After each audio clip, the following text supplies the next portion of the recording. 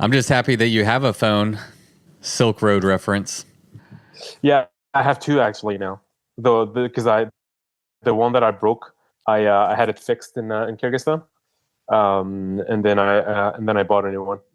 And I have Ah, all my games that are on the old one, so I keep the old one just for my games because I don't want to lose my progress. that's the most important question I'm going to ask you today. What games are so important that you fixed your old phone and haven't gotten rid of it? What games are you playing? It's really silly games actually, but I don't know, they calm me down. One is called Water Sword Puzzle. These are like really old games, and the other one is called Nonogram. But they're just like these really kind of stupid but satisfying games where you just kind of sort of need to solve the puzzle, and when it's solved, even if it's really easy, it's like it brings you that satisfaction. So I like to play it for I don't know 20 or 30 minutes before I not before I sleep, because before I sleep I read a book, but before I start reading my book I like to play my games. What book are you reading right now? I am reading a book by a very famous French novelist that is called Michel Houellebecq, and it's called Les Particules Élémentaires, so probably something along the lines of elementary particles, something like that. And it's from the 90s. Is one of the most famous authors alive that is alive in France. And I don't know. It's interesting because I mean I started reading it because he wrote an essay about Lovecraft, and I'm a big fan of science fiction in general, and Lovecraft in particular. So I started reading that book, and it's kind of a book that I read quite often because I don't know, I like it. But I have never read his How the Work, which is like much more famous actually. So this is just an obscure essay that he wrote about Lovecraft. He's a big fan of Lovecraft as well, but he's like very, very famous for all these novels, and I had never ever read his novels.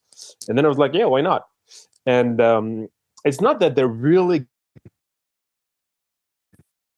good, but I'm just kind of wondering why he's so successful, because if he seems so depressed, and he has a take on life that is so dark, but not dark in a way that is gonna kind of make you feel like you're getting out of your daily life. It's dark and depressed, but very much as like your daily life would be if you would be depressed. So it's very strange for me that he's like so successful, because I do I do get how funny it can be to be that depressed, but I don't think that a lot of people actually get that. So Hmm. I don't know. It's a big mystery. Yeah, yeah. It sounds interesting. Maybe you have, yeah, maybe you have a greater understanding and relationship with kind of pain and suffering and hard times than your average human. So it might speak to you in a But different on way. the other hand, I'm quite a happy person, and Yeah, I've quite an optimistic take on life. yeah, absolutely. And I'm not. I mean, I'm not the kind of people the kind of person that feels depressed often. Most of the time I'm just happy. I'm just happy to do what I love, and being with people that I like or love. But I don't know. It's kind of funny to read that guy, and he it's like basically his take on life is that it's just a horrible jungle where people that are just like ill-intended, and everyone like dies alone, and all that sort of stuff. But sometimes it's really quite funny, because the little things seems to make him sort of happy. Like he loves supermarkets. He's like one of his books that I was reading earlier.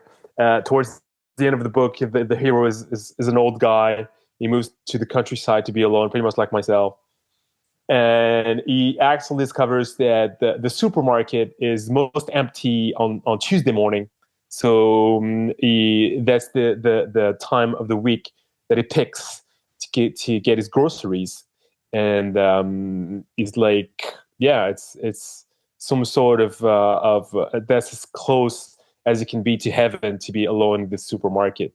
So I don't know, it's kind of quite funny to have that very dark take on life, and then not trying to find some sort of salvation in the spiritual things, but kind of feeling it in the stupidest, most material stuff like a supermarket and groceries.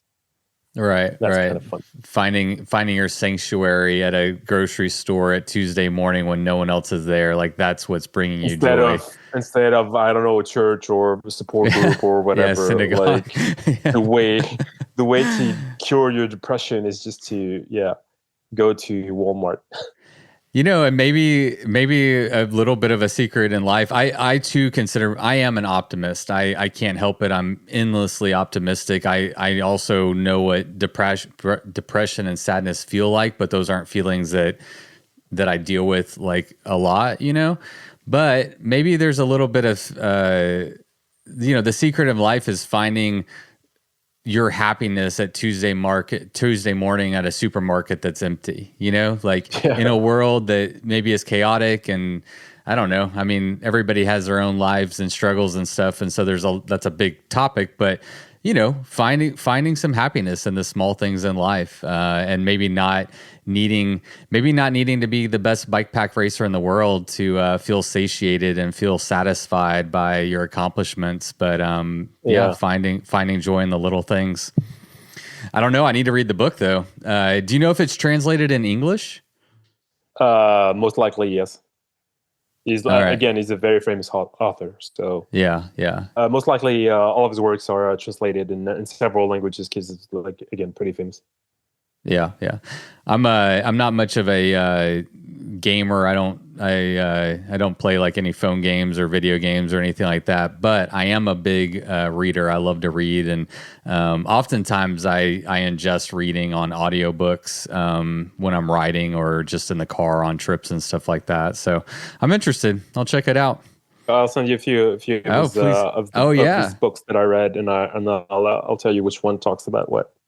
I would love that. I would appreciate it. I'll actually include it in the show notes so other people can get your reading recommendations as well. I think that'd be cool. Right. Once you're done listening to all the Bikes for Death podcasts 2 or 3 times, and you have you're on a long bike ride and you need something else to listen to, we can offer some recommendations for people. Yeah.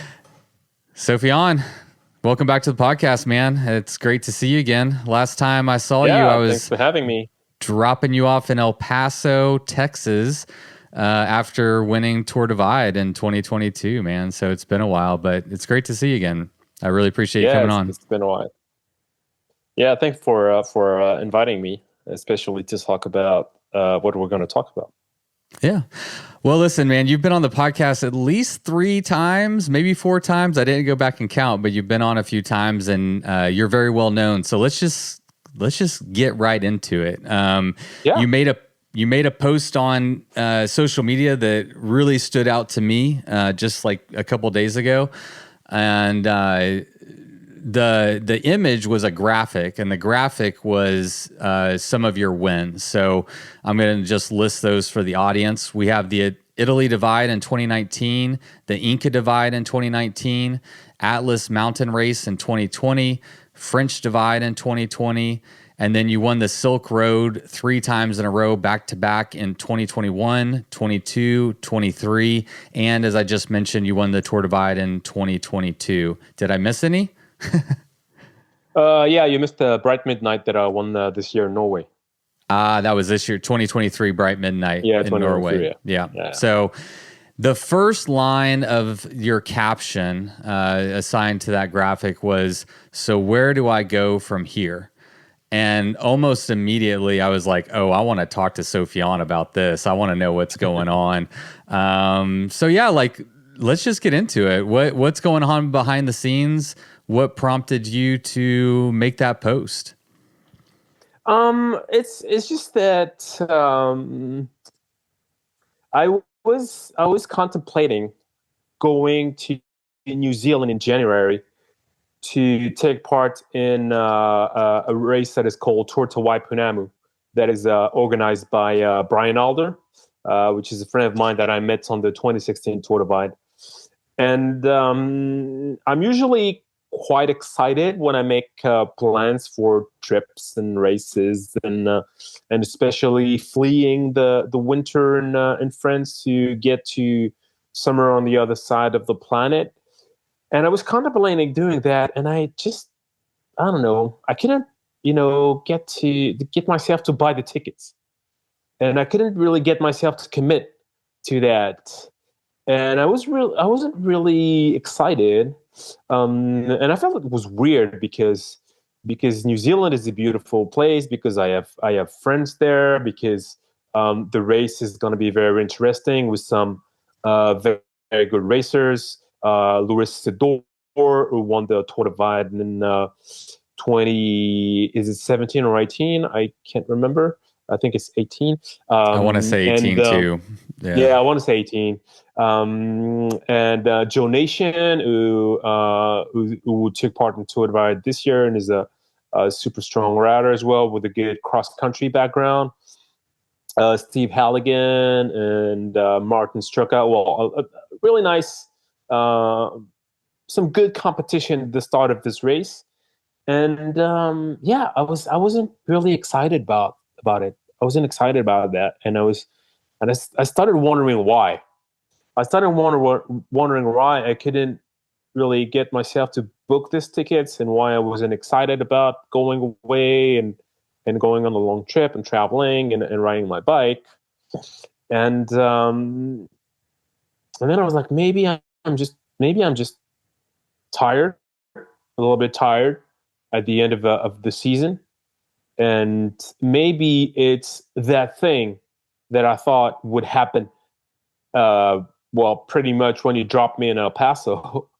So to put the things back in their context, I started my racing career in 2016 on Tour Divide, and it didn't start as a bike pack racing career. It started as just the goal, the objective of winning Tour Divide, and I chased that goal for 8 years.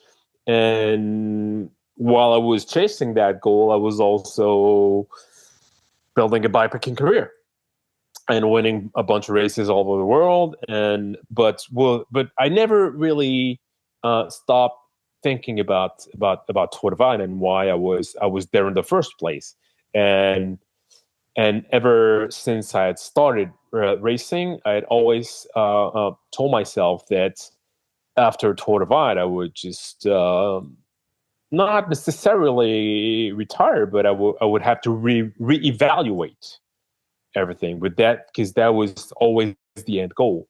But instead of doing that, I just went home, recovered a little bit, went straight back to Kyrgyzstan, raced, won, went home again, went on a trip with my girlfriend, and then raced in South Africa and Namibia, the Rhino Run, and then went home, and then went on another trip with my girlfriend, and then boom, it was the start of the 2023 season. So I didn't really have time to actually stop and think about what winning Tour Divide really meant, in terms of, well, now it's done. What's there? What's left to be done? And then the season started, and I had the goal of winning a Silk Road for a third time, which seemed crazy, especially with the lineup at the start of the race this year was like pretty much all of the best bikepackers in the world. But I still managed to win. And then after that, I think that's where it happens. Was like, it was kind of my masterpiece, that race, because Well, it's the Silk Road, so it's legendary. It's really hard. It's also, as I mentioned, um, maybe one, if not the, um, just most stacked lineup of any bikepacking race. And I came out on top. And then I was like, how am I gonna ever top that, of being able to perform on such a stage against such athletes, um, riding blazing fast pace through Kyrgyzstan, which is always amazing but also hostile. And it's kind of like, yeah, you do that and then you're like, can I be much better than that? Probably not. Can I win a fourth time? Possibly, but what would be the point? Am I gonna go back to Tour Divide? Unlikely, because I've been there. I've been there a bunch, and it's not getting easier. It's like Tour Divide wears you down every time you go. For me, at least, it gets harder and harder. And so, yeah, there I was. Actually, there I am, having won pretty much all of the biggest races on the off-road bikepacking circuit. Um, Having ticked my own personal boxes, pretty much all of them, and kind of wondering, well, yeah, where do I go from here? I still have a few boxes that I want to tick, though. But after that, what's going to happen? You know? Yeah. Yeah, that's a perfect entryway into this conversation, and it's why I love podcasting. You put on your Instagram at the end of your caption, it said, "Well, here's to Instagram captions that are too long," because there's obviously a lot more that you wanted to say, but Instagram is a limited format, and that's where podcasting comes in. So I'm excited to dive more into this topic, and I thought there's not many people in the world who are in a position that you're in any discipline, whether it's in business or sport or whatever. When you're at the top and you start looking around, that's something that not everybody can relate to. And I'm interested to talk about it.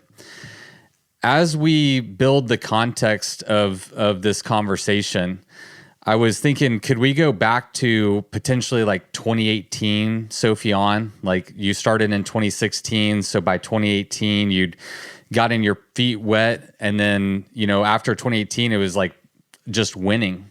From then on, it was just a lot of wins. So what were 2018 Sofiane's goals? What did you want to accomplish? What were those boxes that you were trying to tick? Or what were they? Did you think that they were at that time in your life? Actually, you know what? I would even go back to 2016 and Sure. right after my first Tour Divide. So first Tour Divide, I finished third. The late and great Mike Hall won the race in just under 14 days, and I finished in 16 days. So needless to say, I was far from his level, but I was learning. It was my first ever bikepacking race. I made a ton of mistakes. I know there was like a ton of room for improvement, and I started dreaming. I just started dreaming of being the best and winning all the big races. And we're talking 2016. And at that time, 2016, the big races was pretty much Tour Divide, Trans Am, and TCR, and all transcontinental race in Europe. So the other races were not around. They just did not exist at that time. And that was pretty much, yeah, the but it was, again, it was kind of a dream. It was not a plan. It was, I feel that I had what it takes to climb to the top, but it's not that I knew it. It's not. I mean, I thought it was a possibility. And then, yeah, the Tour de Vaad still was the main goal. And then as the landscape of bike packing started getting bigger and there were more and more races, um, then my ambition started, being different. And then I think I kind of got caught up in that whole being a bike pack racer and having a career. And for the 3 years that COVID robbed us of Tour de Vaad, I had to invest myself in stuff that were different and just like different challenges, different races. But pretty much, yeah, that what started before 2016 was started actually in 2014 when I first was on the Great Divide mountain bike route and I heard about Tour Divide. What started as I want to race this and win it, then just transformed it into I want to win this race and I want to climb to the top and be the best and win all the big races. And now you have. And now I have, and it's great. It's great, but it's just that what's left to be done when you've done all this, and it's a really good question, and it's something that I feel I don't really, I'm very interested in sports. I follow sports. I watch lots of sports, and I'm interested in athletes, and I don't think I have ever heard an athlete talk about what comes after winning. I don't know how many Grand Slams if you're a tennis player, or winning the World Cup and the Champions League if you're a football player, or what happened to Jordan after he won 6 rings. Yeah, It's just I like don't. they I don't they follow. don't talk about that.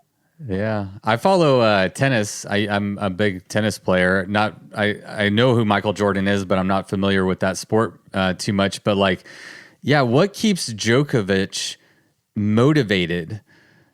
How many times has he won the Wimbledon? Like 20 times. I can't keep track. I don't follow it that closely, but he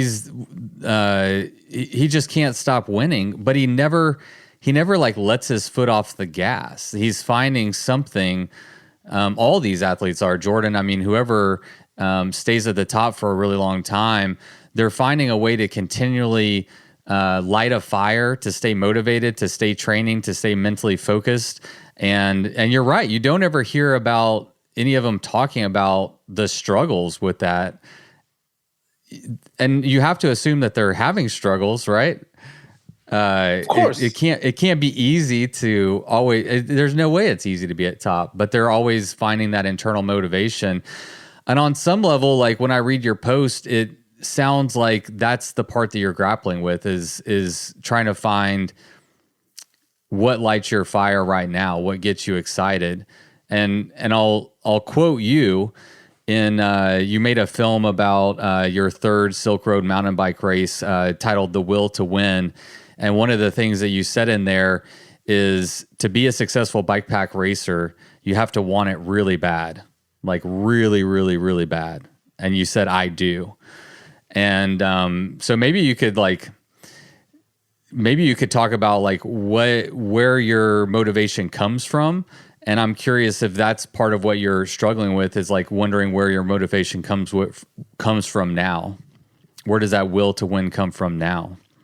I think it's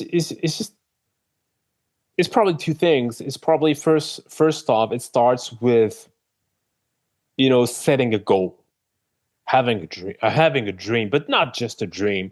The thing about dreams is that you kind of wish that they're gonna happen, but that's the way that I see the word dream.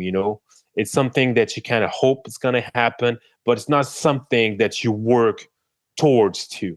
I think we need to talk more about an ambition, a goal. So maybe it could start with a dream. You're there, you shower, or you're trying to fall asleep, and you're kind of daydreaming about what I wish my perfect life would be, and in my perfect life, I would just be the best at what I love. so it can start like that, and then to make this dream come true, you have to work towards it. So you have to set some actual goals, and you have to train and work hard towards these goals. So it can start with okay, I'm gonna focus on Tour de Vine. I'm gonna win Tour de Vine, and then once I won Tour de Vine, then it was about winning Silk Road Mountain Race again. But it was something that I had actually planned before winning Tour de Vine. So I was just on that ride, on that train. That like you hop on that winning train, or on that building a career train. Then you need for the train to stop before you get off. So I was still on that journey, and it was just about building that legacy, building like. When you think about it, when you think about winning the Silk Road Mountain Race 3 times in a row, it's madness. It's just like, because first of all, finish it. Just finish it 3 times. Mm. And you'll see, like, so much can happen there. So much can happen. Like, it's really rough riding. So any, mechanicals, crash, that can happen. I mean, it's also a developing country with a very poor hygiene. So a lot of people get ill, have diarrhea. Even if they can keep going, they're depleted. It's also it gets really cold at night, really hot during the day. So people just have chest infections or whatever. There's like so many people that end up, even if they finish, they end up being very, very, very slow and depleted, and just and you have to somehow manage to avoid all these hurdles just to finish, and then to win it, and especially winning this year, when you had so many people that had prior experience of winning, of that, so many bikepack racers that knew what it takes to actually win a race, and just doing it 3 times, it's so hard to top that. It's so hard to like be okay. Yeah, win it 4 times. All right. But at some point, it's just like, there's no meaning at some point, when you're just like, when it's like, so you follow tennis. So it's like Rafael Nadal. Who knows how many Roland Garros he has won? Is it 8? Is it 9? Is it 10?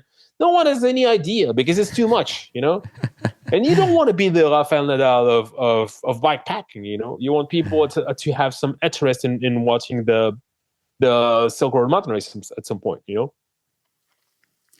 So Yeah. it's just that I wanted to prove, I guess, to go back to your actual question. I wanted to prove that I was just the best,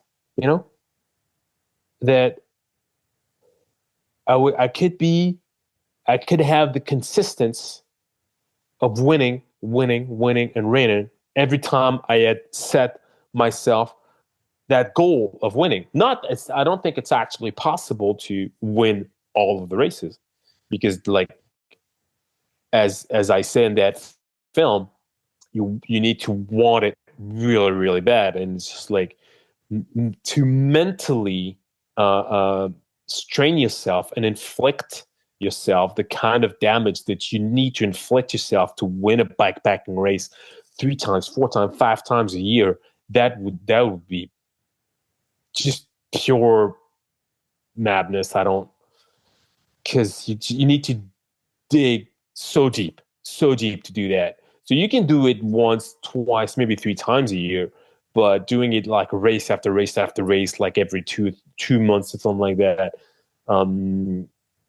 maybe it's doable. It's not doable for me, definitely not. So I need a few races here and there where I'm just gonna step my foot off the gas and just enjoy the ride and just be like, all right, I'm just gonna finish, I don't know, top 10, top 5, whatever. But I'm not gonna, go for several nights in a row and not sleeping, and but still, yeah, winning that many races off road, where I feel that it has the more prestige because that's where it's the hardest, and that's also where there's more uncertainty. You know, when you're on the road, there's many more there's less variables that are out of your controls. But when you're off road, then there's also the mechanicals that can happen, and then these mechanicals, when you're on the road, while you're on the road, there's people. You know, you hop on a car, you get to the bike shop, and then you fix your mechanical, and then you get to go. But what happens when you're in the middle of nowhere and you get a mechanical? There's no one to help you there. So I wanted to prove that I could be the best, but now I think people know now. I think the I think secret's people are out. like, yeah. People are like, yeah. He can win. If he sets his mind to it, and he trains for it, and his goal is to win that race, yeah, he can do it. I think I'm a huge Rafael Nadal fan, and so I love that reference. But yeah, essentially you've become the Rafael Nadal of clay court tennis, right? Like you don't ever expect Rafael Nadal to lose on clay. You just don't. You don't expect Djokovic to lose on grass. And I got into your comments on the post. I really enjoyed it because one thing that's great about having an online presence is if you put anything on the internet, everybody's going to tell you how you should be living your life, which is always fun. But so I got into the comments. I was curious what people were saying, what life advice they were giving you. And one of your replies back, it was actually to Eddie Clark, I just thought was brilliant. And you said, the thing about eating is it's better when you're hungry. So essentially you're alluding to the fact that you're not as hungry right now. You've kind of ate all these big races. You've accomplished all these things. And I'm reading between the lines here, but I'm interested to get your take. It sounds like you're missing that fire. You're not as hungry right now. No, I'm not. I'm not as hungry. I don't have anything to prove. I surely don't have anything to prove to myself. I've proven a lot to myself. I don't think I have much to prove to anyone else, actually. And yeah, that's what we were saying about these champions that managed to stay at the top for so long. It's amazing because you need that hunger. You need that hunger. But at some point, how do you stay hungry when you've been so successful? How do you keep being wanting? How do you keep yearning for that success when you've had it for several years, and when you've had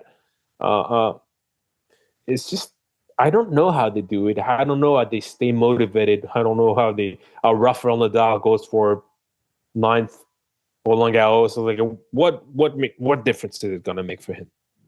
Yeah, 7, 8, 9, 10. I don't know. Maybe it's just me. Maybe it's just that I feel like maybe I always knew that competitive bikepacking would just be a chapter of my life. I started late. So in 2016, I was 34 years old. So obviously I had a life before that. And obviously I knew that I would have a life after. And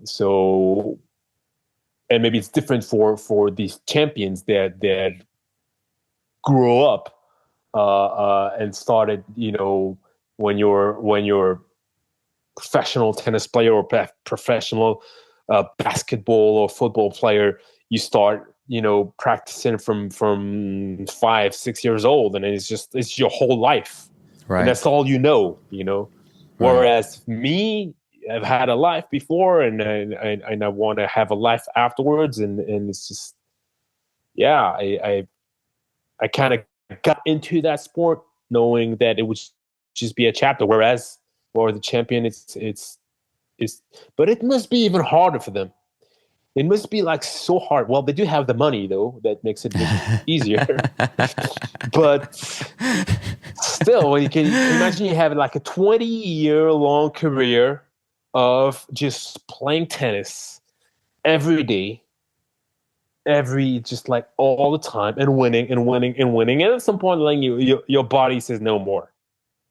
You're like Roger Federer, and your body says, dude, you're 40, 42.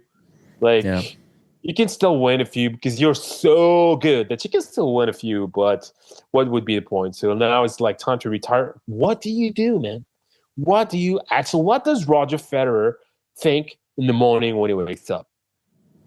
I don't know. What's his life? What's the life of Roger Federer right now that is retired for like a year or so? It's fascinating. I'd like to interview him and find out. That's a great question. Yeah. Yeah. After you've already climbed to the top, you've climbed to the absolute top of one of, tennis is a very popular sport, right? Like, you've climbed to the top. You are number one in the world, and then you end your career. And what do you do after that? What do you do after that gets you excited, that gets you fired up? And maybe the answer is that it might be fun to be new at something again. It might be because that's a big part of this, right? Is like, challenges are what get us excited. Challenges are what light a fire under us. And when you're climbing that mountain and you haven't reached the top yet, you've got more to prove. You've got more to climb. You've got more to do. But once you've reached the top and you're there, you'll have to speak to that, or I'll interview Roger Federer and talk to him too. But then you look around and like, okay, what now? I could envision a scenario in which you and or Roger Federer hang up your gloves or whatever in your respective sport, and you start over with something new, a new challenge. Yeah, that's pretty much that's pretty much the only thing that you can do, because you can't go back to being a tennis player. He has to have a different life now. But it's probably even worse for him, because he was like probably the greatest, on par with Djokovic. Accomplished so much, was so loved, played beautifully, and now he has all the money in the world. And again, what are you gonna do? I mean, at least me, I can still, try and earn some money, and I have a house that I want to renovate, and it's not like I can like pay a bunch of people to renovate it, because it's bike packing, so I didn't get rich doing it. That's for sure. But yeah, so he has to find new challenges. He has to have somehow. He had this life that was so exciting for 20 or so years. Then he was so focused, and then he and it's the same for all the champions. Then at some point, you can't be as focused, and the challenges are not there, but you still have your life to live. And you need to find a way to live that life. And you need to find a way to be excited about things that, let's face it, are not as exciting as becoming the greatest of anything. Yeah. Yeah. That's going to be hard to beat. And you said in your Instagram caption that, what was it? Oh, I have it here. No one wakes up in the morning. That was the part I was looking for. You nailed it. You don't wake up in the morning looking at your trophies and be like, "Wow, I'm good." Nobody does that. I don't really believe that Nadal or Federer or Jordan or Cristiano Ronaldo, I don't believe they wake up in the morning and they look at their trophies like, "Yeah, I'm the man." Nobody does that. It's done. It's done now. Yeah, that was good. That was good when you were doing it. Yeah, it was good when you were like right after the final, you were holding the trophy. That's what you were looking for. That's the moment, But once the trophies are on the shelf, you don't look at them. You don't wake up in the morning thinking about the past. Or if you do that, then you have a problem, I think. You need to think about either the present or the future, not the past. Yeah, I can't imagine, especially somebody who's at the top of their game, ever looking backwards. You don't get better by looking backwards, right? No. The only thing looking backwards is good for is learning from what you did and learning how you can improve. But I've got to imagine all eyes are on moving forward. You brought up an interesting point about you versus other professional athletes, because you're right. In a lot of these sports, you start at 5, 6 years old, and it is all you know how to do. It's your whole life. It always has been your whole life, and you don't really know anything else. And so maybe they're not as conflicted with the same perspective that you have, right? Like maybe that's all they know, and they don't deal with thoughts of what comes after until maybe they get to that point. But you, like you said, you got into bike pack racing quite a bit later in life. You'd already done I know you did a lot of bike touring and lived a full life before you ever got into bike pack racing. And I'm wondering, like, what has sustained your motivation? What has attracted you to this sport, and what has lit a fire up until this point? Like, what have been those things that really keeps you going? Yeah. And I have to assume it's not just winning. Maybe it is, but yeah, there's a bit of a paradox there, because even if right now I'm not super excited or motivated, I have not yet reached that stage where you actually do that thing and you don't enjoy it anymore. I still enjoy being in a race, and I still enjoy performing and racing. So that's why I don't think it's actually time for me to retire, because even though I guess only the people that race bike packing understand why it's so enjoyable, it really is something very special. And I guess that's why I've kept doing it. It's a mix of just loving the time spent on the bike, loving just the purity of that almost constant forward movement, and that obsession was just like, yeah, constantly moving forward and not caring about anything else at all. That just like takes you out of any sort of life that you might have, whatever you do outside of bike packing, where just like for the time that you are on the bike, like it just makes sense all the time.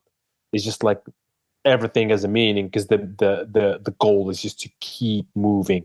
And that's why I think it's like it's that bike pack racing is so special, because it's just like everything is like concentrated.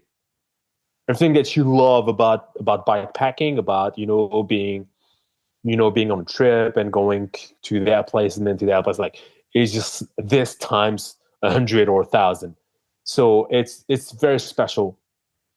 And for me, especially doing that and doing that with the goal of winning, and doing it, being in the lead and doing it faster than anyone else, that's even better. I like the actual, bike riding, the long, hard days on the bike, but doing it faster than anyone that has signed up for the race, it's even better. It's just like it makes things taste so good. It's just so special. So that's why I keep doing it, and that's why. And that's why, like after any, I mean, I would say starting 2019, when I won my first race, it was either I would win a race, and then I would be chasing that feeling again, not the feeling of winning, but the feeling of leading. Either I would not win, I would finish second, and then I would just like want to wash it off with a win, and be like, I don't want to stay on that second place. I wanna get a win and just forget about not winning. So it was a cycle. It was a cycle of either, oh yeah, that winning, well, racing and leading this race felt so good, I want to feel like that again. Or, oh yeah, I didn't win this one, so I need to win the next one. and prove that actually, yeah, it was, I can still win. So, and probably, you know what, if I were to sign up, I mean, I don't know, because you know, the more I do it, the more I need some of the races where I just yeah, step my foot up the gas a little bit. And even though I still finish, yeah, top 5 or top 10, because density of the races, you know, sometimes it's not that high. So even by racing at, I don't know, 80 or 75% of my potential, I still manage to post somewhat of a good result. Um, yeah, it's just so mentally taxing that I can't do it. Even though I love racing, I can't do it. You know, 4 or 5 times a year, full blast, just full gas. Because again, as you said, you need to want it really, really, really bad. And if it's just like a smaller race, you know, not a high profile competition, then it's just hard. Because what are you going to prove by winning a race where very few people are competing, or where uh, no one is actually at your level? So it's just not very motivating, and sometimes like, okay, maybe I can just be here and have a good time. Yeah, I think I'll retire when I am, after actually being out on a race and not enjoying myself. Well, I'm glad to hear you're not retiring. Um, I want to. I had this idea, right? Something I know about you, and I think you just referenced it, is like you like being at the front of the race. Being at the front of a race is a place of comfort for you. You probably get some enjoyment out of it. It's exhilarating. A lot of pressure on you to perform.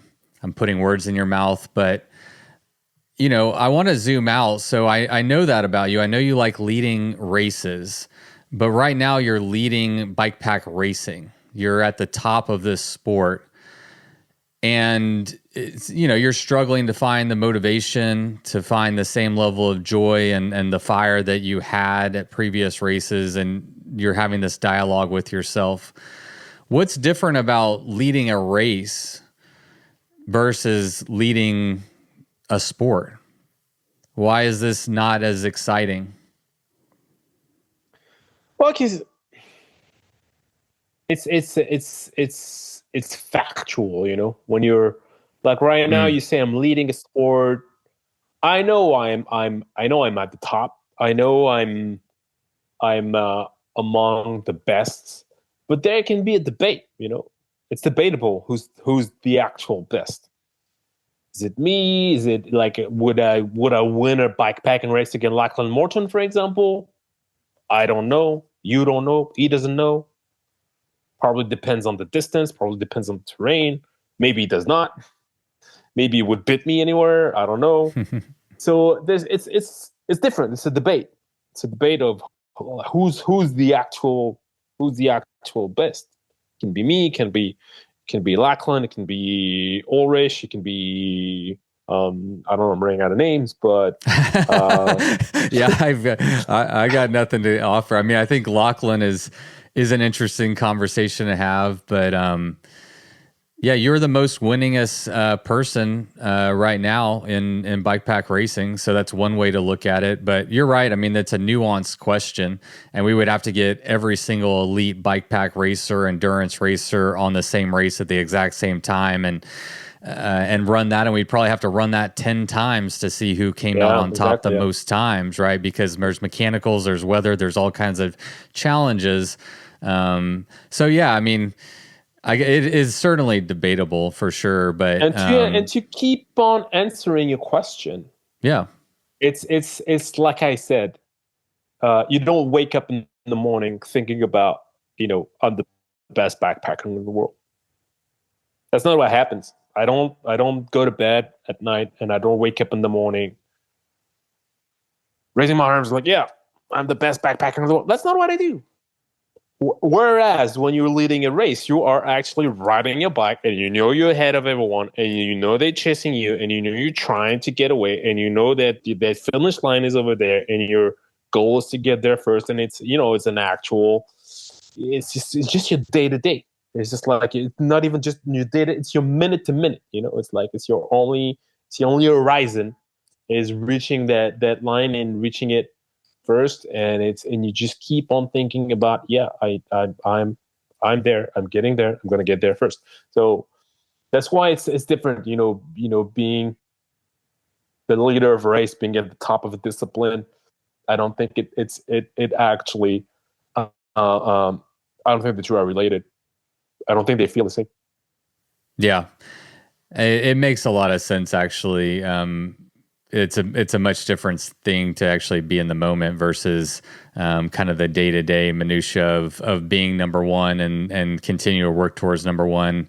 Yeah, it's quite a bit different. This is an interesting topic, and I'm glad that we're discussing it. And when I read your post, I never had the inclination. It's just not my personality to hop on and tell you what I think about what you should be doing.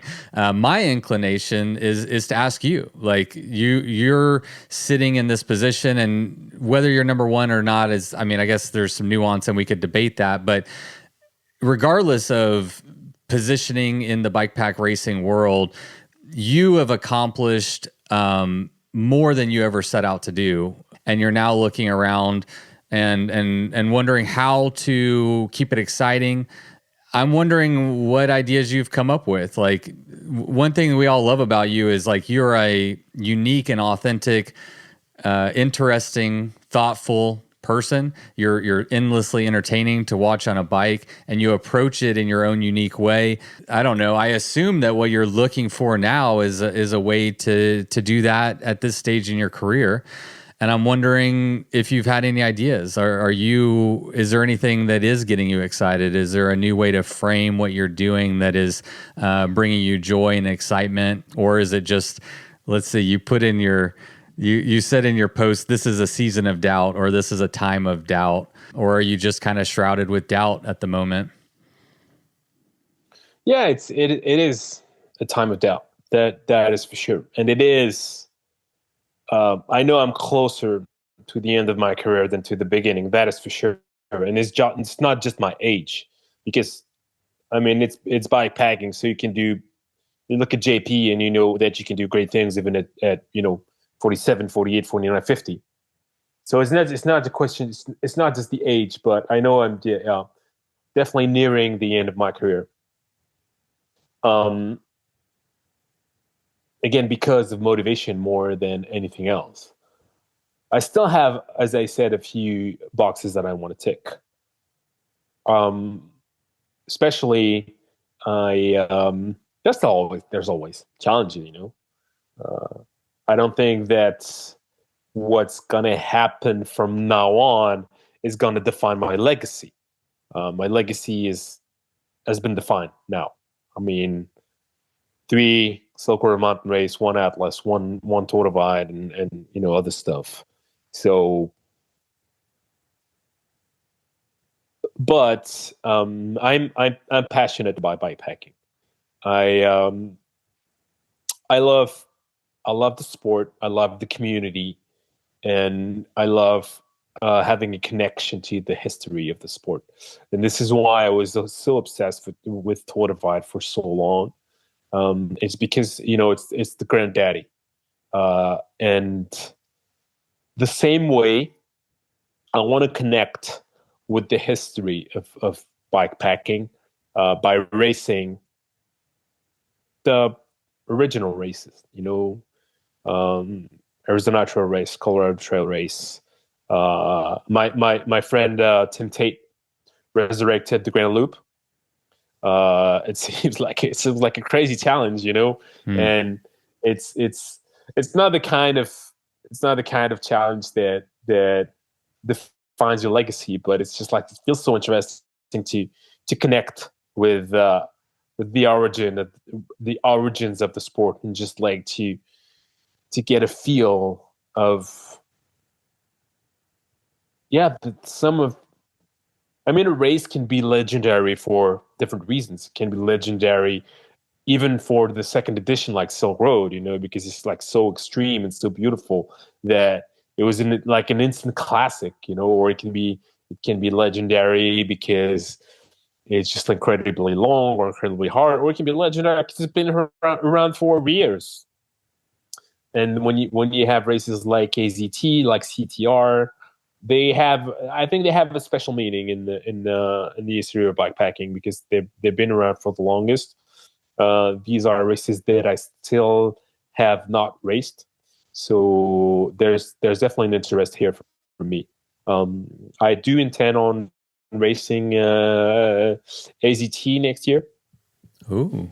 I don't really have any plans about CTR at the moment because CTR is a bit different in the fact that for me going to Arizona, since it's a longer race, it's going to be about spending quite some time out there on a really tough and slow course. So it makes sense um, going on such a long trip to spend that much time outside. Whereas CTR is much shorter. It's still a long trip from Europe. So I would need to find a way somehow to justify that trip with CTR and maybe some of the stuff. So it's just like logistically a bit more complicated. So I'm just gonna set my eyes on AZT for next year.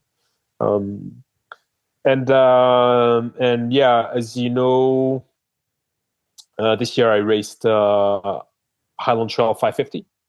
I couldn't really race it to the full extent of my ability because I had been bitten by a dog in Greece a couple weeks prior to the start of the race. So I had no training at all. And so I went to Scotland. I was absolutely amazed by how beautiful it is.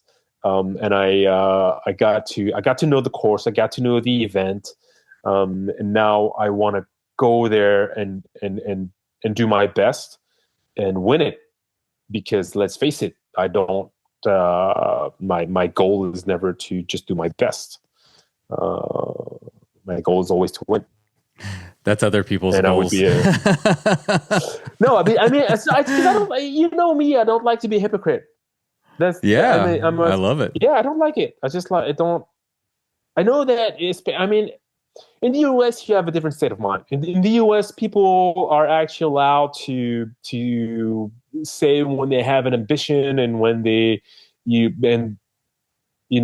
kind of goal that they want to reach and the fact that they want to be on top. It's just like it's not taboo over there. Whereas here, you kind of need to have that fake humility. You need to kind of be humble, but for the sake of it, and it's false. It's just like pretend. Whereas, like, I don't like that. I don't like that. I've always been adamant about the fact that I race to win.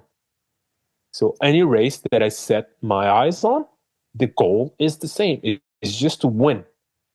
So whereas some athletes, especially I would say in Europe, would be like, yeah, I just want to do my best. It's like also when you say I want to do my best, less pressure, much less pressure on your shoulders when you want to do your best because 100%. you just finish, I don't know, second, third, fifth, whatever you finish, like, yeah, well, I did my best. Good, man. Yep. Good on you. You met your goal. That's what you set out to do, and you did great. That no pressure at all. That's not what I do. I want to win. Yeah. So doing my that. best is not enough. Doing my best is not enough. This is why you're a treasure. I don't know. I mean, it's just no, man. You're the thing is you can filter what you say to have more people like you, to actually like you, love you, whatever.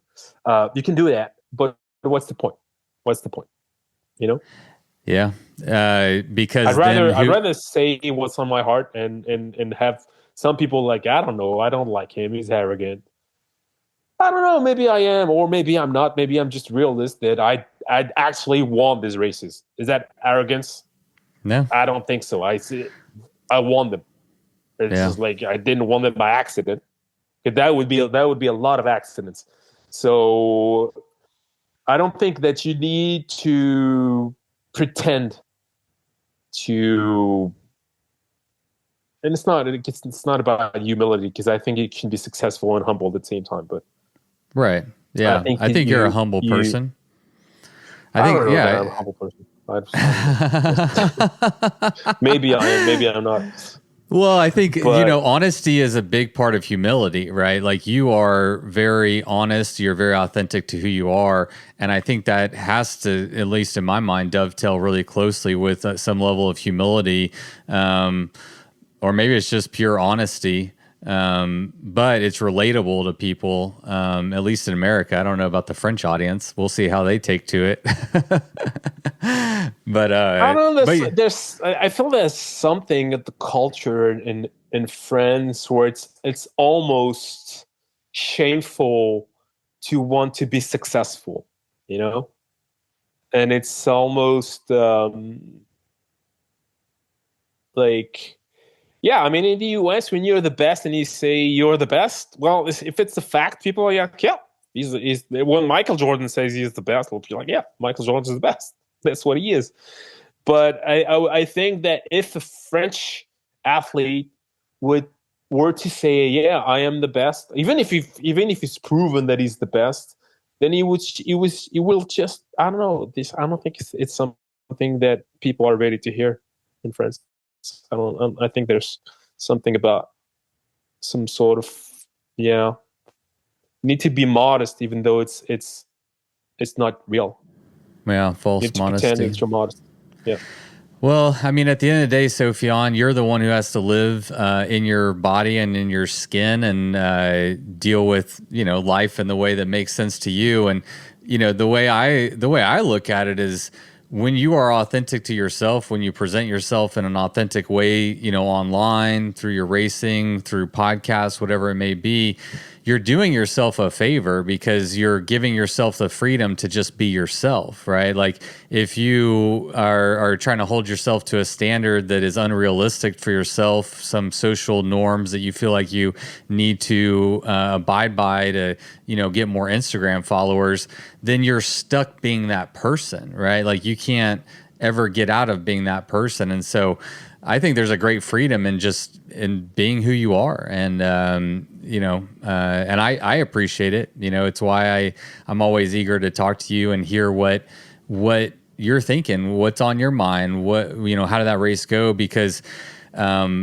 you're always a very insightful and a thoughtful person, and you're always very honest, with the way that you portray whatever it is that you're going through, whether it's winning a race or whether it's, grappling with, accomplishing so much in the sport. And you look around, you're like, now what? Those are honest conversations. Those are honest reflections. And regardless of people's inability to themselves be authentic and present themselves in an authentic way, I think that we are very, very attracted to other people who are able to do that, who are able to, a lot of us sing on bike rides, but we're not willing to post it on social media when we're singing Lionel Richie or whatever, but it endears you to people because it's relatable. People are like, oh yeah, I do that too, and that makes it relatable. One of the things I wanted to ask you was, you've talked a lot about how hard this is, on the toll that it takes on you, and I'm very curious if you could, take us behind the scenes of what is it like, what has it taken, what sacrifices have you made to your body, your brain, your life outside of bike pack racing? At what expense has it taken to become at the top bike pack racer in the world, arguably? I don't think that my body has taken a big toll, at least not at the moment. maybe later down the road, I'll pay for this. I hope not.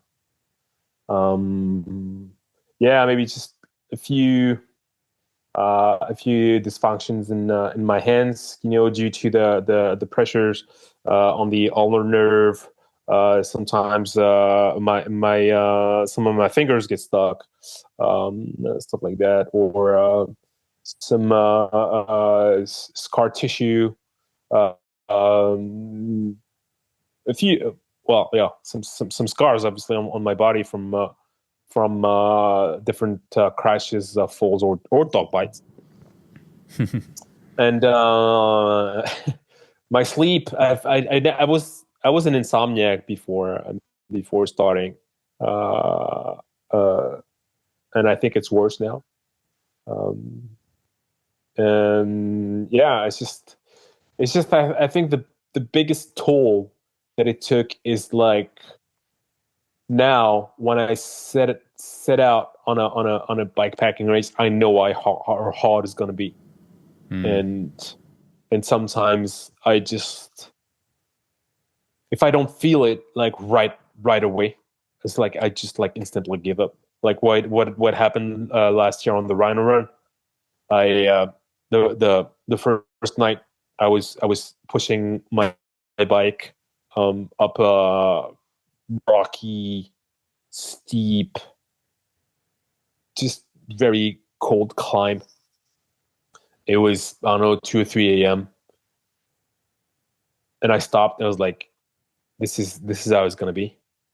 I know what it's gonna be. I know what it takes to clear that kind of hike bike, and I know how it takes what it takes to ride through 10 or 11 hours of darkness and miss out on the landscapes and being cold, and then I was like, I don't have it.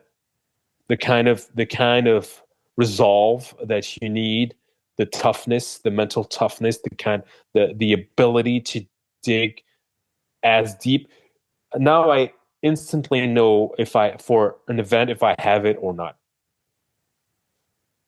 because it's nothing new. It's at this point, it's nothing new. It's just like I just need to go back to that memory of mine. It's like a bank, it's like, oh yeah, I remember how it is.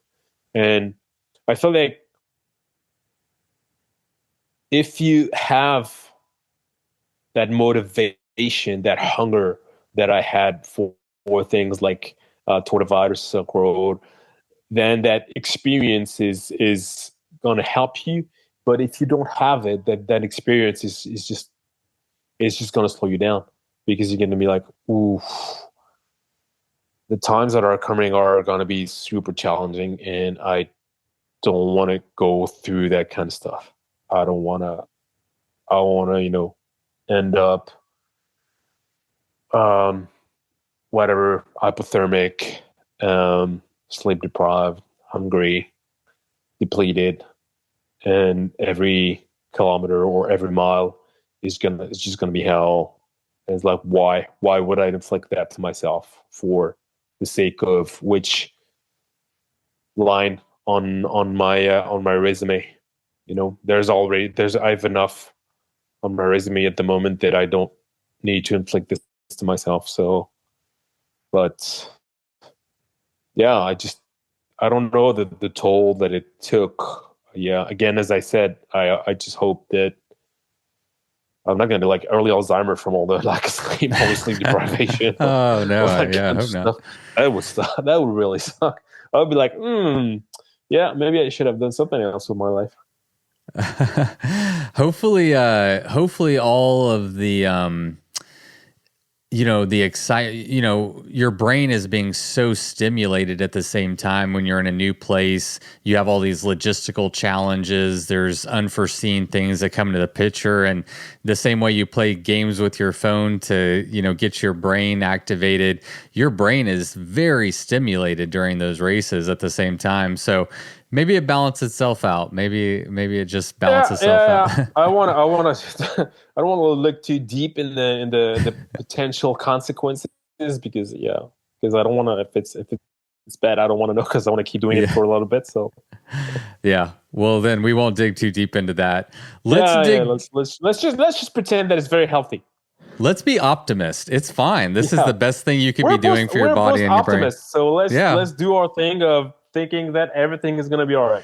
It is. It is. It Let's usually is take all the right. focus to what does it take to be what does it take to be Sofiane Sehili in your day to day life?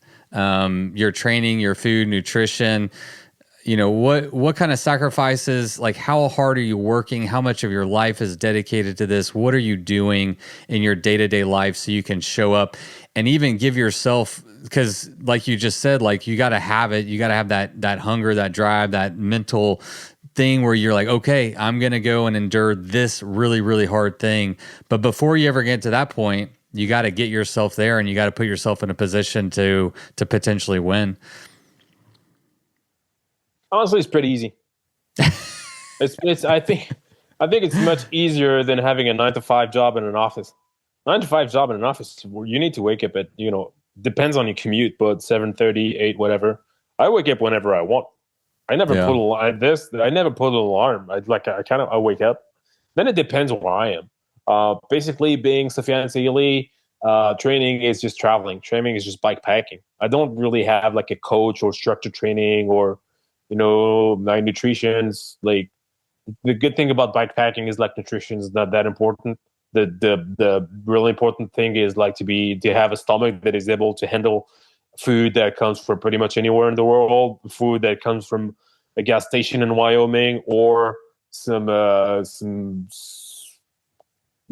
little shop in Morocco or in Kyrgyzstan. If your stomach can handle that, then you're good to go for bike packing.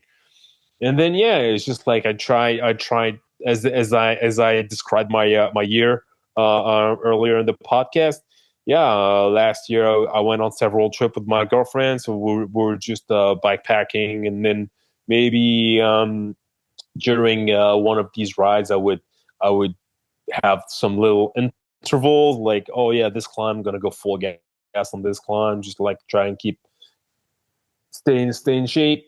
But you don't actually even need to do that when you ride every day when you're on a bike packing trip. Like we were in Corsica, then we were in Southeast Asia and stuff like that. So yeah, then now it's off season.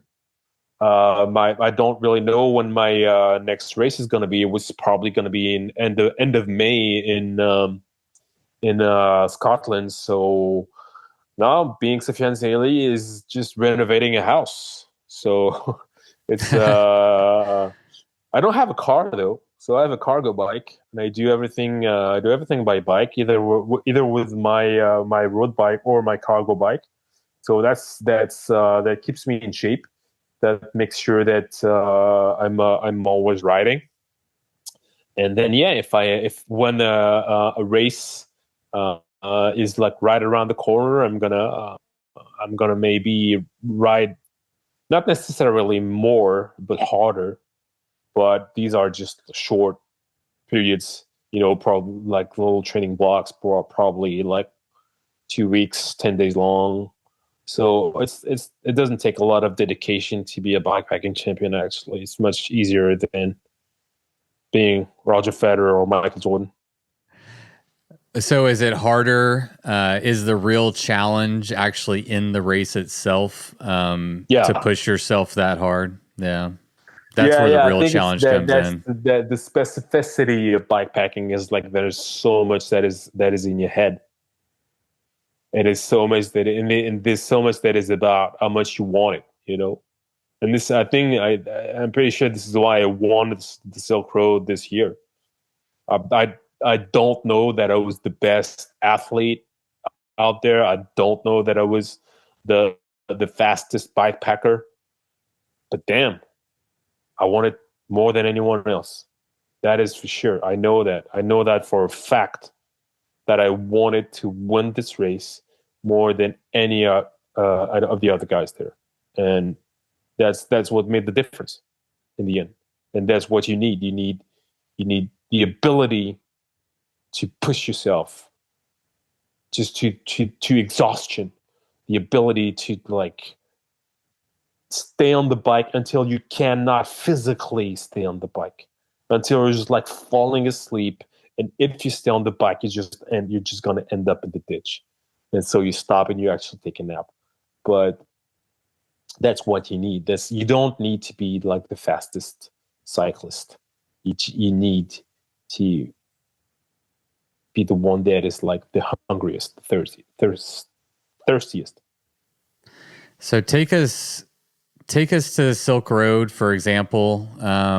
You're in second place. You're right behind Justin, and I can't remember the gentleman who was right behind you, but Jakob. Jakob, thank you.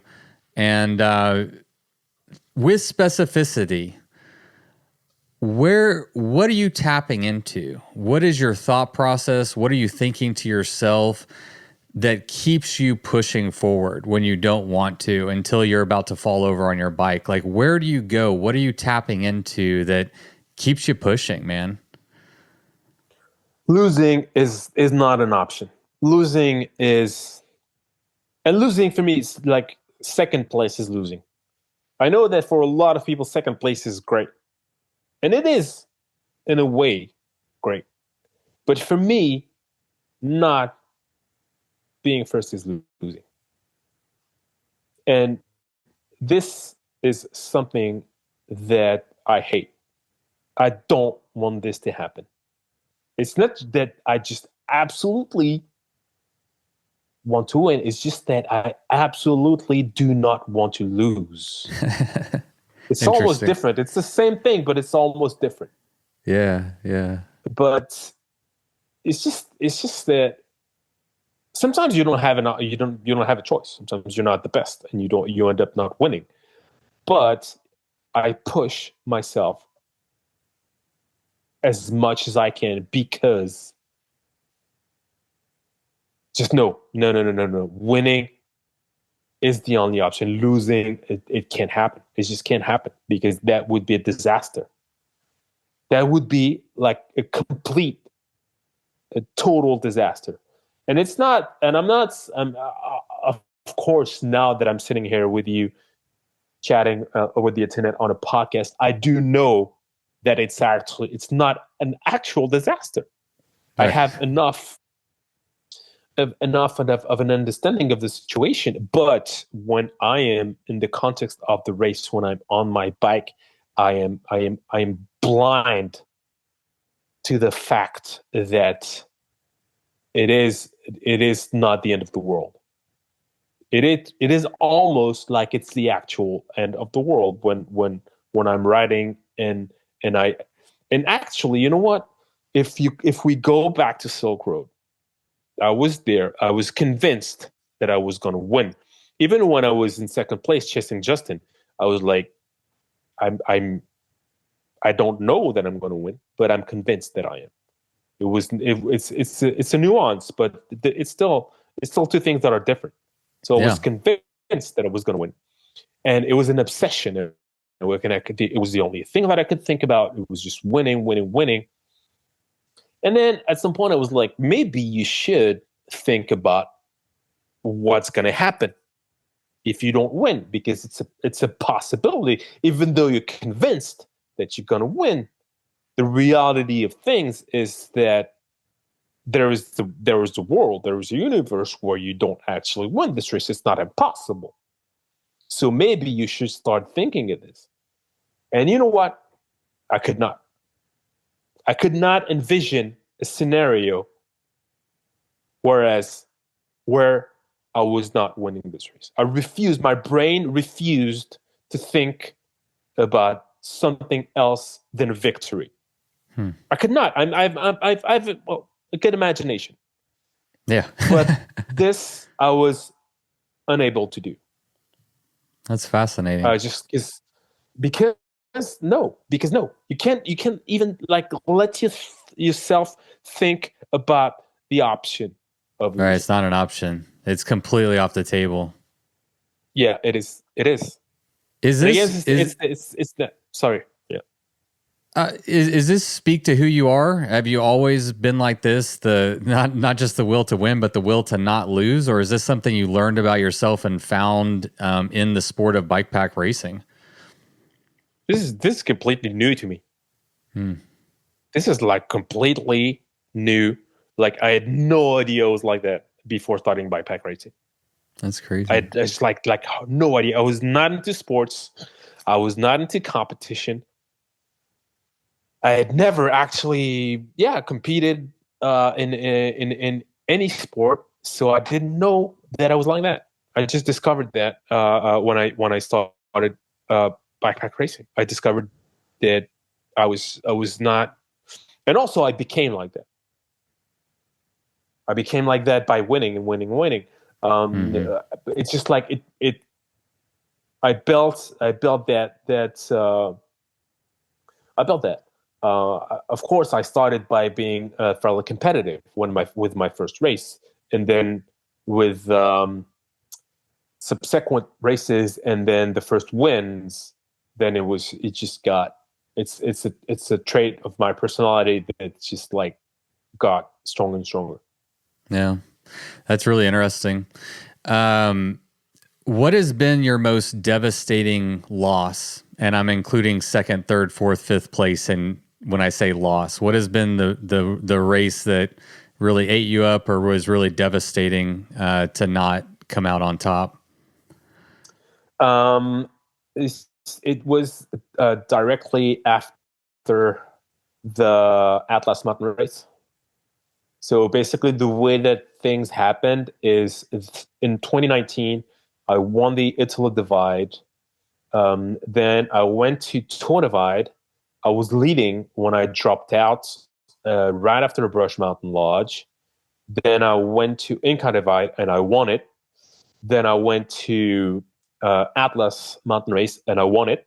So I was not really on a three race winning streak because there was the Tour Divide in between. But the Tour Divide, I didn't feel like I had lost it because I wasn't good enough. I felt like I dropped out because I was not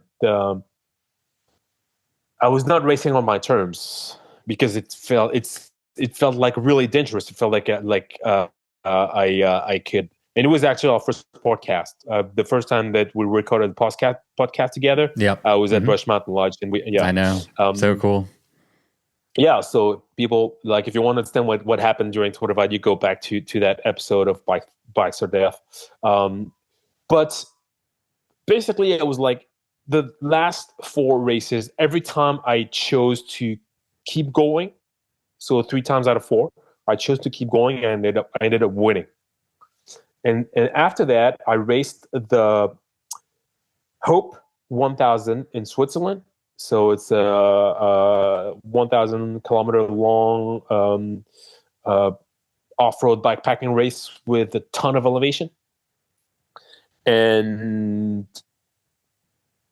I was sure that I was going to win because I was on that almost three race winning streak, and I did not. And I remember really well, and I will always remember the. So I was third for a long time, and the guy was at the front, Jochen, German racer, was, I would say, roughly usually 3 to 4 hours ahead of me. And every night I was sure that I would pass him during the night because I kept writing and writing, and I never slept. And at some point, I realized that he was also sleeping very little. And then towards the end of the race, I realized that there's not there's no not a, there's not going to be enough time for me to make up the gap that he had built. And when I realized that, I almost cried. Actually, I almost cried, and I thought about my didn't really think about my followers. I thought about my girlfriend. I thought about, like, she's so convinced that I'm the best, and right now I am not being the best, and I'm just ashamed. I'm just ashamed that I am not winning this race, and it was devastating. It was devastating to not win, to get to that race pretty much promising her that I would come home with another victory, and then realizing that I hadn't done enough. I hadn't been fast enough. I don't know, just I wasn't the best at that. And on that race, Jochen was just better than me. And I have no problem admitting it. He's like, I have no excuse. I don't need to make an excuse. I went to that race with my my my background, my training, whatever, my skills, and they were just not enough. But when I realized it towards the end of the race, I think probably the third day or something like that, it was the race that lasted around 4 days. And when I realized that I was not going to catch him, that it was not going to happen, that it was just faster, just I was like, whoa, that hurts. That really hurts. Yeah. What let's segue to one of your best races, since we're all positive people around here. You said in your post that Silk Road 2023, your third time to win it, was about as perfect as a race could be. What does that mean to you? What does a perfect race look like to you, and what made that race perfect or almost perfect? I think it's racing on your own terms. It's like not um, doing things, looking at your positioning and who's chasing you, who's ahead of you. And I think that I can do it now that I have built enough confidence that I can beat pretty much anyone. So now, especially in Kyrgyzstan on the Silk Road, I'm out there. I know the country. I know the course. I know it takes its toll for all the riders, and I know that I'm very, very hard to beat. So I just do my thing. And a few times, actually, I was close to Justin. I saw Justin like at checkpoint checkpoint 2. I got there an hour and a half after him, and I saw him leave. And the old me would have been like, whoa, if it keeps on riding, I need to keep on riding as well.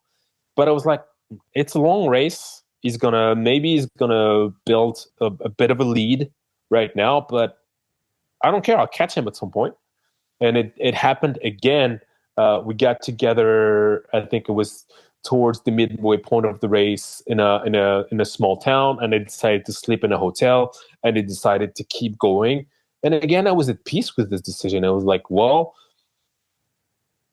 when I'm gonna wake up in a few hours, it'll be ahead. But again, there's a long way to go. I'll catch him at some point.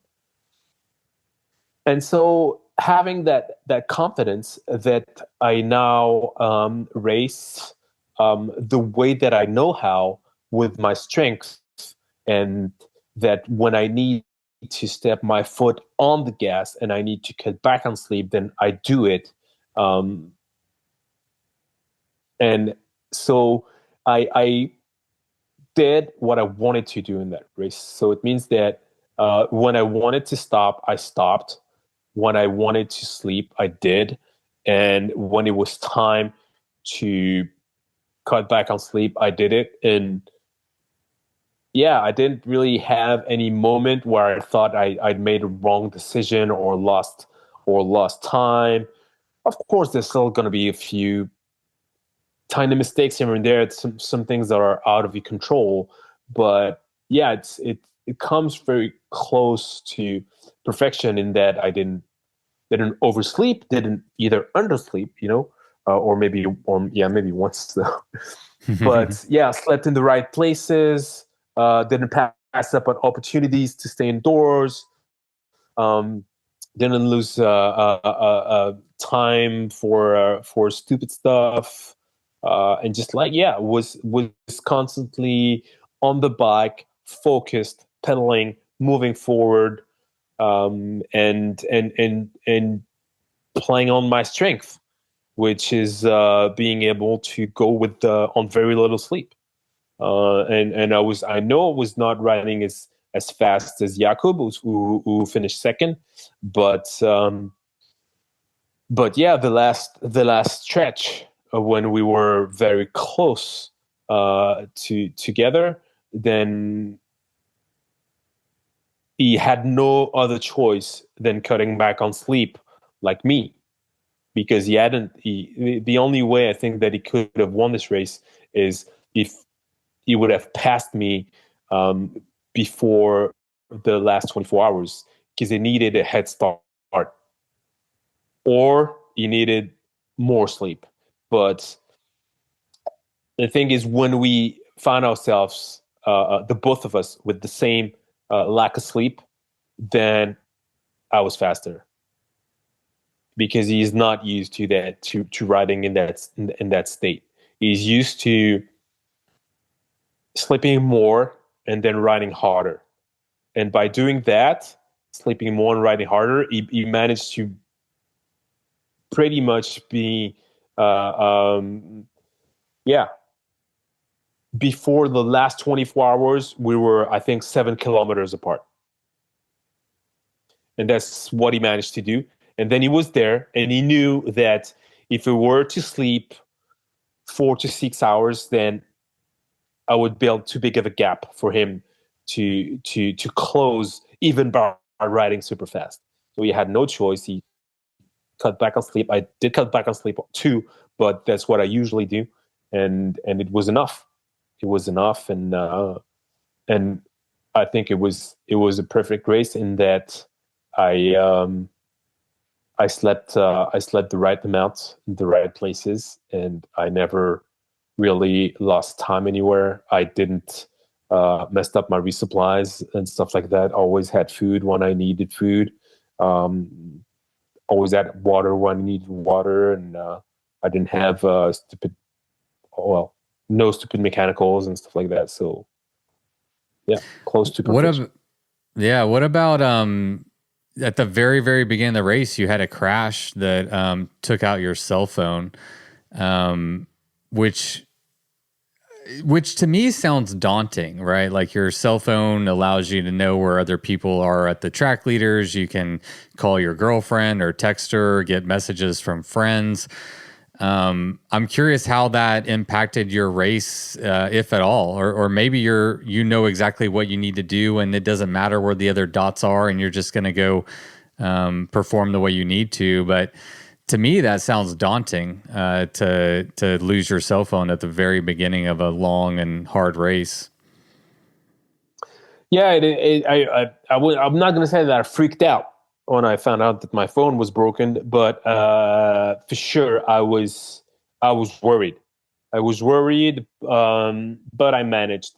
The bigger problem is to know where you are, and to know where you are is pretty important, because to know where Mm. you are, that's how you build your strategy. And building your strategy, it might not be super important at the beginning of the race, but towards the end of the race, it's crucial. So, but by that time, I had kind of figured out that anytime that there would be a village, there would be people, and then I would be able to check the tracker. And the thing is, it's if there's one race where it's not as important to have the phone, it's probably Silk Road, because it's not like you have reception all the time.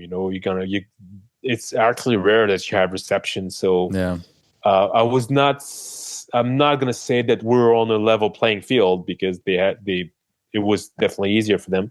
But it's more of a level playing field than in a race anywhere else, where or like in Morocco, for example, on the Atlas Mountain race, you have reception all the time.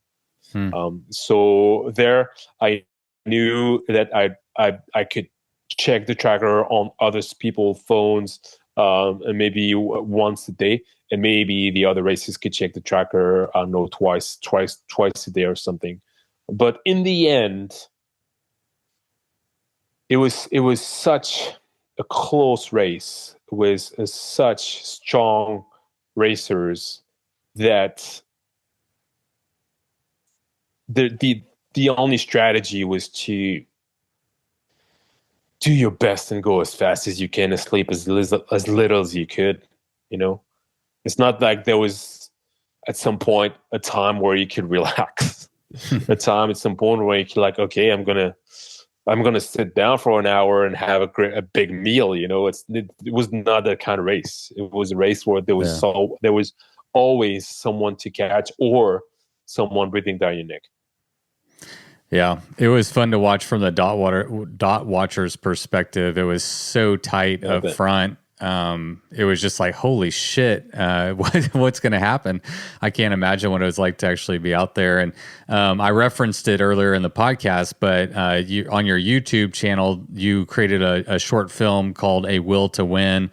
About your 2023 Silk Road, and it's a great video. It's all self-documented and very well put together, and really kind of takes the viewer along for the ride. You actually have a great YouTube channel. People should go check it out because you're putting out a lot of just like really good content. After your Silk Road, you actually like got on and did like a post race recap and talked about, you know, your race right there. So if you're needing more Sofiane, you got a lot more content for people.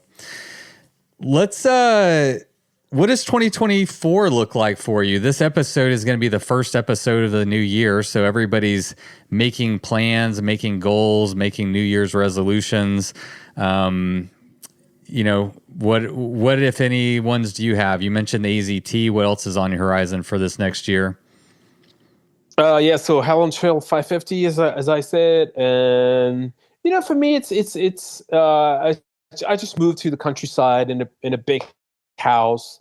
2024 is very much going to be about, you know, settling down here, renovating. The one thing that I'm if there's one thing that I'm really excited about is going back on a bike packing trip with my girlfriend. The last time that we did this was almost a year ago, and if I'm not like right now, I would not be super excited about going on a solo bike packing trip, but I would love to go on a trip with her. So I'm yeah, I'm more, you know, excited about, you know, some other low key stuff like regular life more than bike packing races and stuff like that. It's gonna happen, but it's not thing things that I think about a lot at the moment. I'm just like happy to take a break from from backpack races after years that have been really intense. And I'm just happy to focus on different stuff. I think that 24 is probably going to be good. I don't think I'm going to race as much as 22 and 23, where I raced a whole lot. But yeah, just regular life is pretty cool too.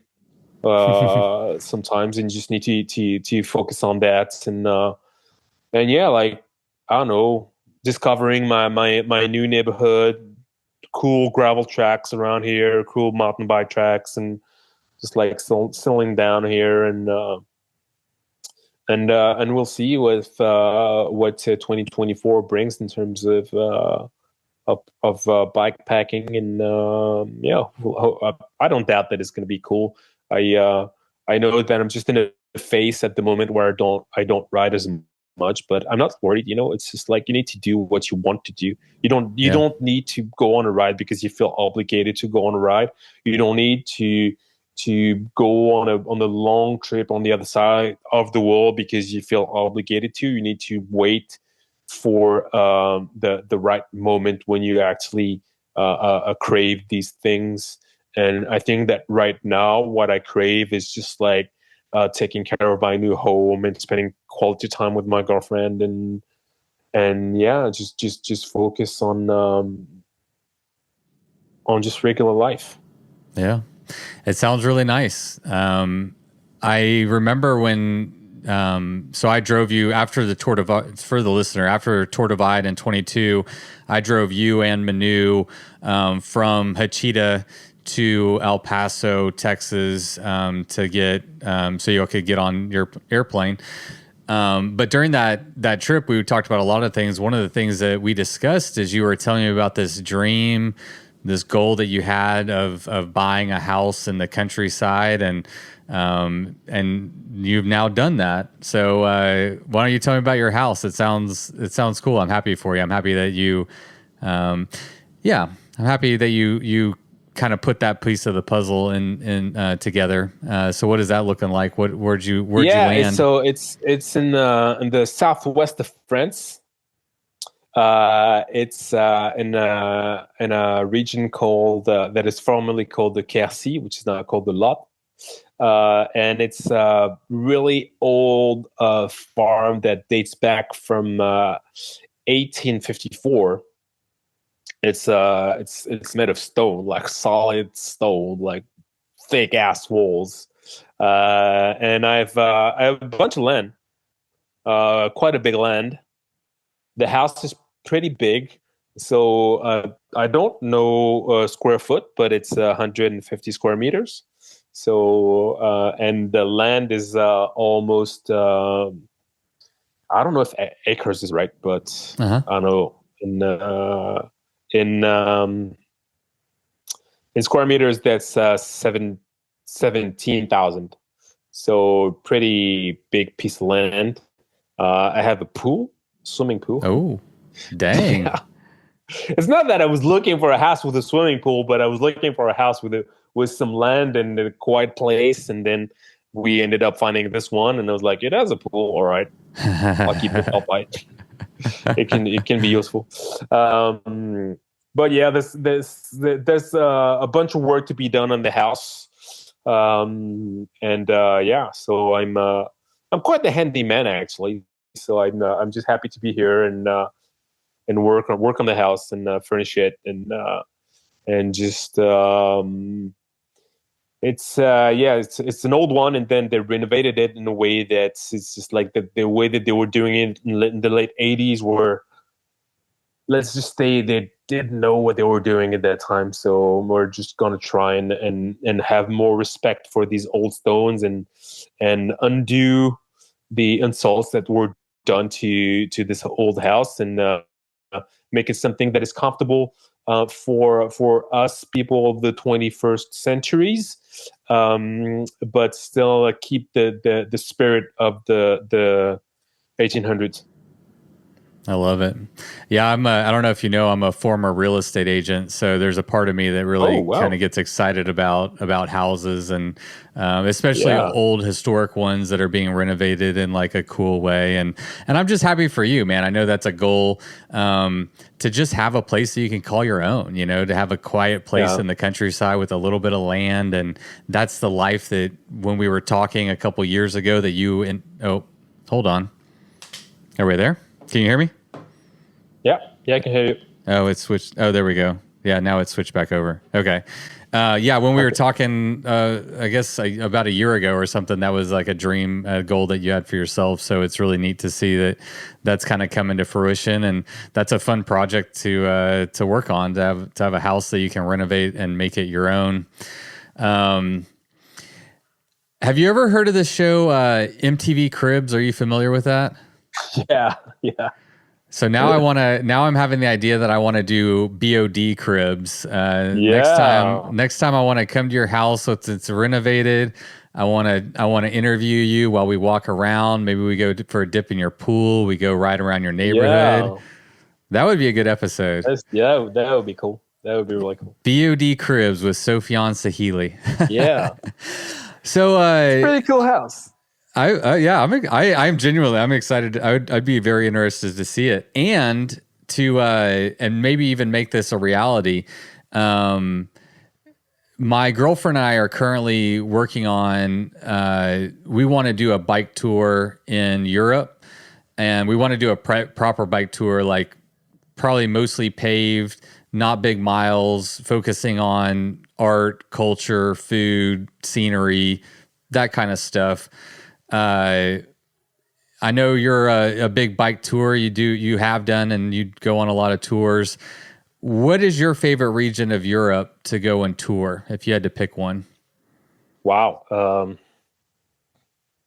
France is pretty cool. Southern France? Yeah. No, honestly, France is good. South of Italy is good as well. South of Italy is really good.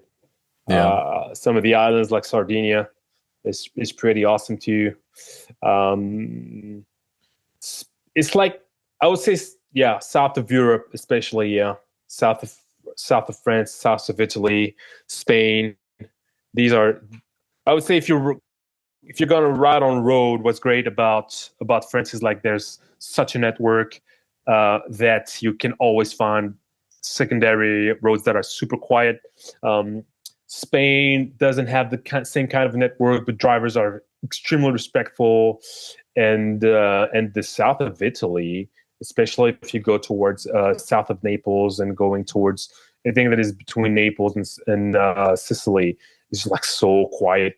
Basically, the course of the Two Volcano Sprint that is pretty amazing. Like takes you through Calabria, and it's food is awesome, and roads are extremely quiet. Some picturesque villages, but yeah, I would say if you want the real stuff, yeah, the thing about south of France is that you get the quiet roads, you get the great weather, and the thing that we have here is just the villages are some of the most beautiful that you will see in the world, for sure. That's what I'm into. Yeah. So Natalie and I will plan our bike tour, and after we do our bike tour, I'll come and do a BOD cribs and check out your new crib, and we'll catch up with you maybe in your home turf this time. Sure. Let's do it. You came to America. It's my turn to go go there. yeah, for sure, man. Well, listen, man, I appreciate it. It's always an absolute pleasure to talk to you. You said, I referenced it earlier, but you said on your social media post that your caption was too long and Instagram cut you off. Is there anything that we didn't talk about today? Is there anything that you wanted to say to your followers that we hadn't touched on yet, or did we hit all the bases? I'm a chatty person when it comes to the subject of myself and bikes. So I could go on for probably another 5 hours, but it is 8:30 here, and I haven't had dinner yet, and Fanny hasn't had dinner yet, and it's time to go, man. It's time to go and have dinner, and then watch a movie. So I guess that sounds perfect. That's it. That's a wrap, man. Let's wrap it up. We'll save it up for the next one. And like you said, food is better when you're hungry. So it sounds like you're hungry. So this food will taste a little bit better. And I'm pretty sure that Fanny's even hungrier. And I don't want. Yeah. So let's. Good. We need to go. It was as always great pleasure to chat with you, Patrick.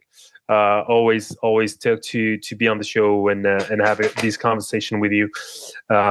So here's to having many more. Yes, sir. And hopefully I'll see you in the summer, and I'll take you on a few rides around home. I would love that. Thanks for sharing your time, man. And tell Fanny thanks for sharing you too. Y'all have a good night. Bye. See you. Bye.